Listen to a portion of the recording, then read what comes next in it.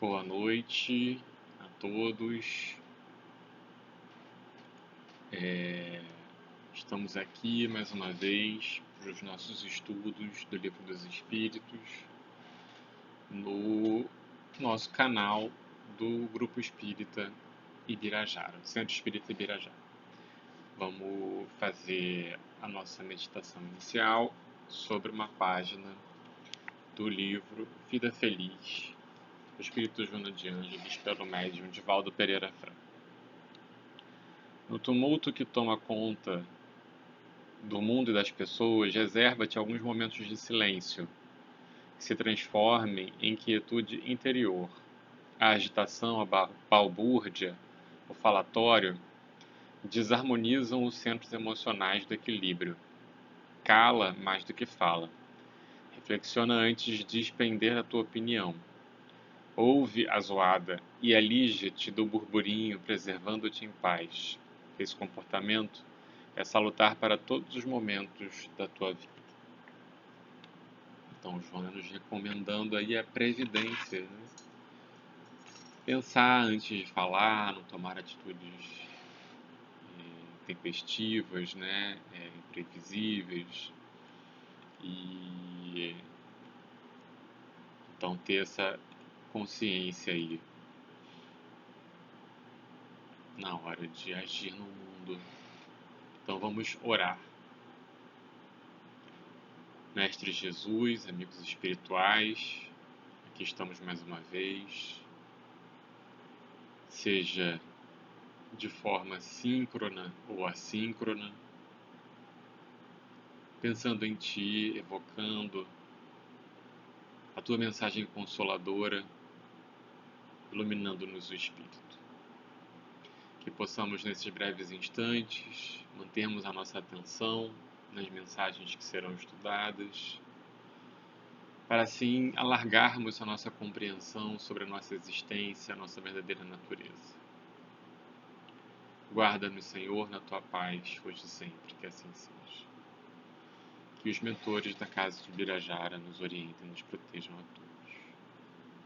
Então, a parte que nos coube hoje está no capítulo 7 da parte segunda do Livro dos Espíritos.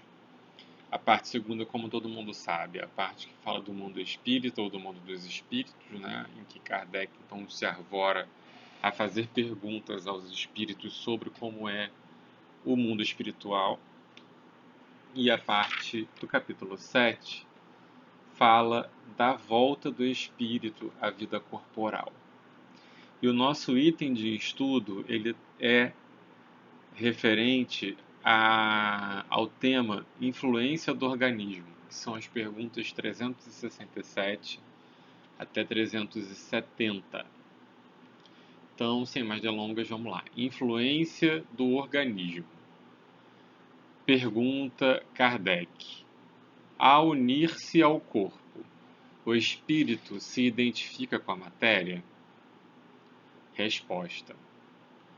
A matéria é apenas o envoltório do espírito, como a roupa é o envoltório do corpo. Ao unir-se ao corpo, o espírito conserva os atributos da natureza espiritual.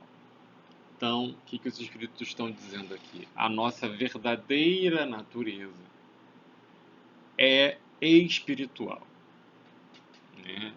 Nós não somos o nosso corpo. Então, a doutrina espírita é uma doutrina que acredita que existe um espírito, uma alma, espírito encarnado, que quando o corpo morre, ela sobrevive, esse espírito sobrevive. Então, um dos nossos fundamentos é a imortalidade da alma. Se a gente for lá no começo do Livro dos Espíritos, a gente vai achar os fundamentos, né, da doutrina espírita. Né? Nós acreditamos em Deus, nós acreditamos na imortalidade da alma, na possibilidade da pluralidade das existências, da pluralidade dos mundos habitados e da comunicabilidade dos espíritos. São esses fundamentos aí que tornam a doutrina espírita única, se comparado às outras doutrinas religiosas. A gente não é a única doutrina religiosa que comunga dessas crenças. Existem várias crenças que comungam de cada um desses itens de forma mais ou menos separada. Nós somos a única doutrina que tem por fundamento todos esses 5 elementos. Então, a nossa natureza verdadeira é espiritual. Nós não somos o nosso corpo. O corpo é como a roupa, para o nosso espírito. Os espíritos estão dizendo aqui. A gente vê também na obra de Kardec a referência ao perispírito, que seria um corpo astral intermediário, portanto, entre o corpo material e o espírito. Então, quando a gente vê um médium de evidência, vê um espírito, ele não está vendo um espírito, ele está vendo o perispírito. Porque o espírito ele tem uma natureza menos material. Então, o espírito, para se manifestar no mundo, seja o mundo material onde nós estamos, ou o mundo espiritual grosseiro, que muitos de nós iremos estagiar quando irmos para o plano espiritual, porque ainda não somos espíritos que prescindem da matéria, a gente ainda necessita da matéria, seja ela quintessenciada, seja ela mais grosseira como a do mundo material. No mundo espírita, ainda no grau de evolução que nós temos, há uma materialidade nessa outra dimensão. Enfim, vamos retornar aqui. Avancei demais o debate, mas o Kardec ele também desenvolve esses temas ainda nesse capítulo e em outros aqui do Livro dos Espíritos. Pergunta 368. As faculdades do espírito são exercidas com total liberdade após a sua união com o corpo? Aqui é muito interessante porque eu me lembro de um filme que eu assisti, que me impressionou muito, que é O Escafandro e a Borboleta. Ele conta a história do editor francês da revista Vogue, um homem, como vocês podem imaginar ali, super, com uma rotina de vida muito agitada, uma vida muito ativa, muito requisitado, e ele sofre, num determinado momento da vida dele, um acidente vascular, encefálico, cerebral, enfim, e ele sobrevive com o que os médicos chamam de síndrome do encarceramento. O corpo dele fica todo imobilizado, mas a mente dele intacta. Então, o filme ele é muito impressionante porque ele consegue retratar essa realidade de uma forma... Tudo que poderia ser muito angustiante, só de a gente contar isso e imaginar uma situação dessa já bate uma angústia, Você imagina viver essa experiência. Então, os primeiros momentos são muito angustiantes. Mas depois ele vai aprendendo a viver, E o filme, todo esse processo dele de aprendizado dessa nova realidade. Ele escreveu um livro, ele desenvolveu um método lá, piscando o olho para se comunicar, e ele escreveu um livro, e esse livro virou esse filme. Então ele fala que o corpo ali que ele habitava, aquele corpo inerte, era como se fosse um escafandro, mas que prendia ele. Mas que a alma dele era como se fosse, a mente dele era como se fosse uma borboleta, porque conseguia viajar e pensar as coisas, e tinha uma vida mental ali, íntima também, muito plena. E é um filme muito bonito. Então, quando a gente está aqui no nosso corpo, de uma certa forma, a gente está também num escafandro ali, né? Escafandro é aquela roupa de mergulho pesada de antigamente, né? Hoje em dia as roupas de mergulho são todas avançadas, né? O prene, você consegue ter mobilidade e é super confortável. Mas antigamente não, era aquela coisa que quase um submarino que a pessoa vestia para poder mergulhar. E o nome disso era escafandro.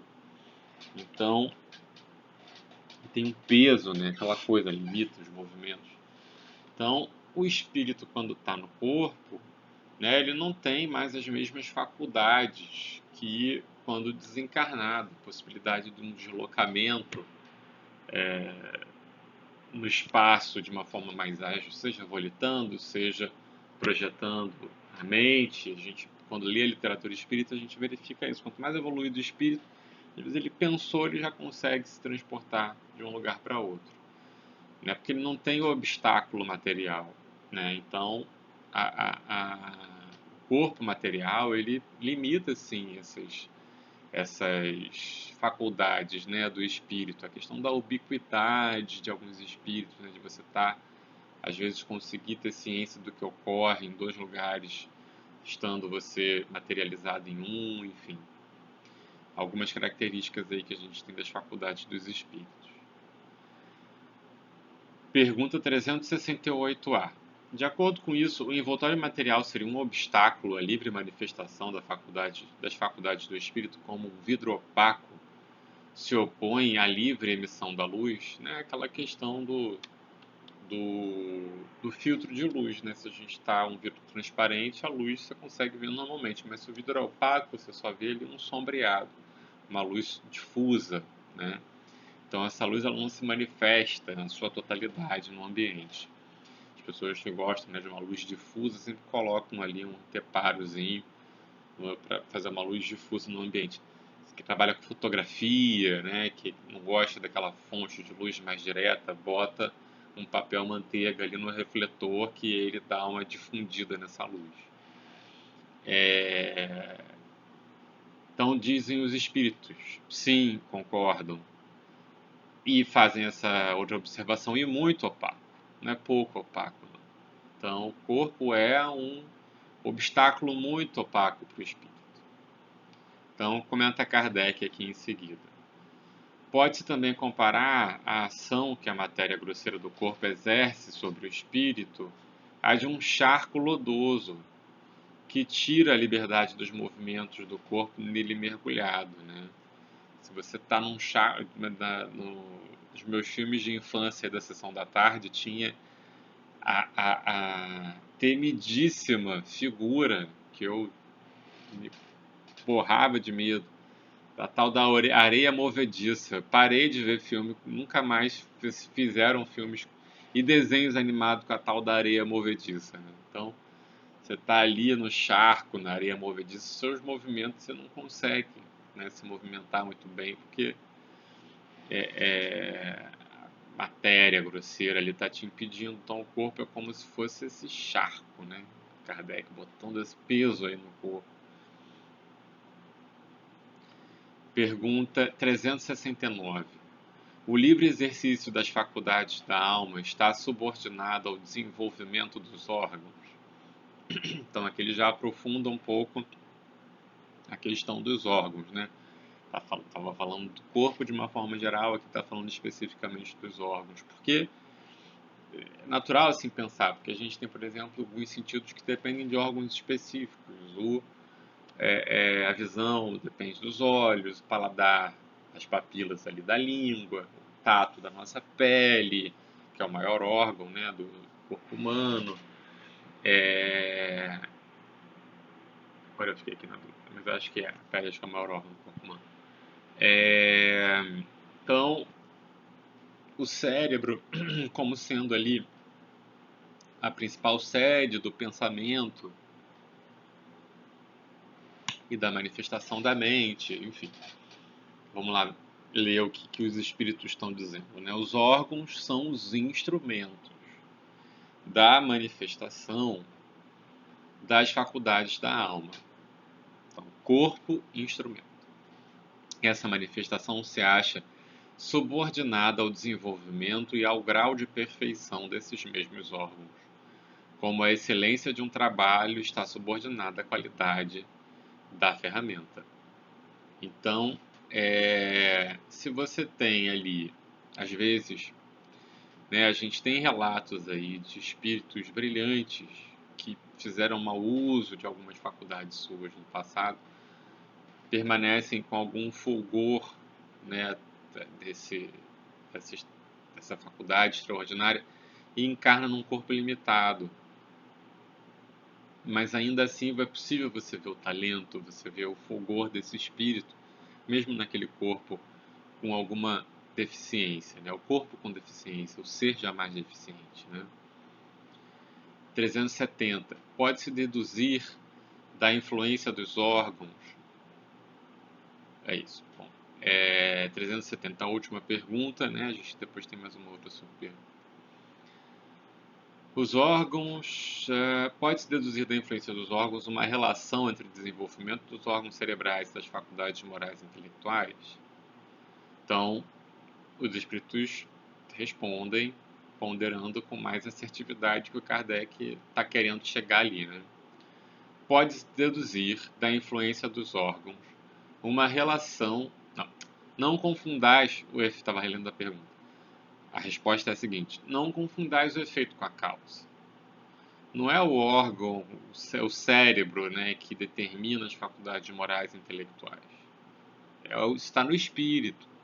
Mas o cérebro, ele torna possível essa exteriorização. O espírito dispõe sempre das faculdades que lhe são próprias. Ora, não são os órgãos que dão as faculdades, assim, as faculdades que impulsionam o desenvolvimento dos órgãos. Uma vez eu tive a oportunidade de ouvir o Divaldo fazer uma consideração que essa relação o perispírito-corpo é muito dinâmica sempre. E o perispírito ele também evolui, tal qual o nosso corpo evolui, né? O nosso corpo evolui de acordo com os princípios que o Darwin elaborou, né, e percebeu na natureza. Então, coisas semelhantes ocorrem também com o nosso perispírito.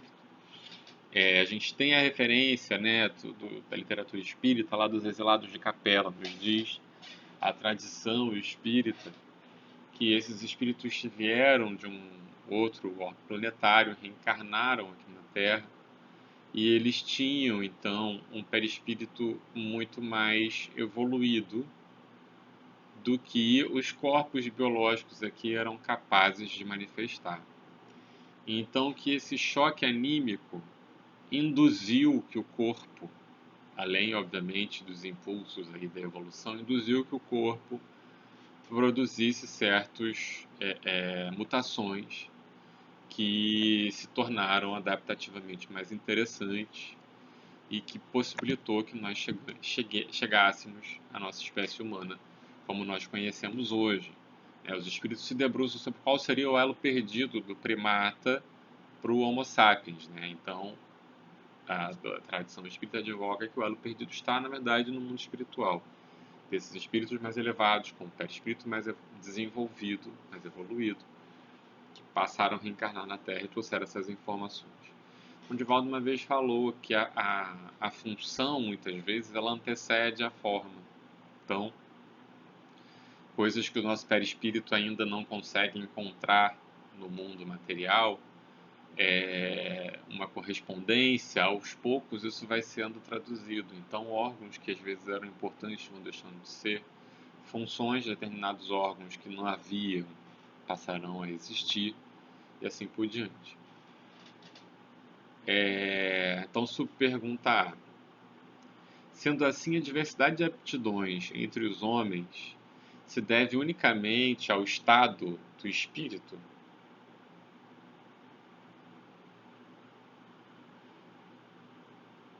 Resposta dos espíritos. Então, os espíritos dizendo ali, olha, a questão não é tanto do corpo que detém a faculdade moral, intelectual, né? É um registro do espírito. Então, as aptidões devem só unicamente ao espírito. Então, os espíritos estão dizendo assim, unicamente não é o termo exato.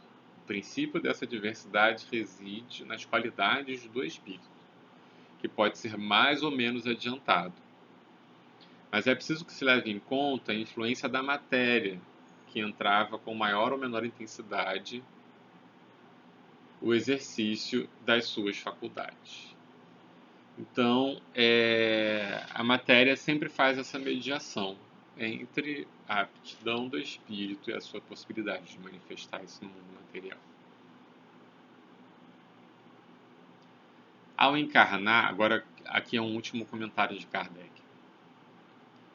Vamos ler e comentar. Ao encarnar, o espírito traz certas predisposições, admitindo-se para cada uma delas um órgão correspondente no cérebro.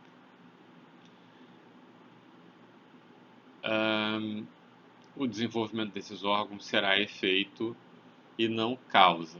Então aqui eu imagino, tá, os médicos aí então vão poder dizer melhor que eu, que o Kardec está se manifestando acerca do que se conhecia sobre o cérebro na época. Né? O nosso cérebro ele tem ainda hoje regiões que são responsáveis por funções do nosso corpo. Né? Aqui ele coloca órgãos correspondentes do cérebro ao desenvolvimento desses órgãos, enfim, tá? Ele coloca com outros termos, mas acho que a ideia é um pouco essa.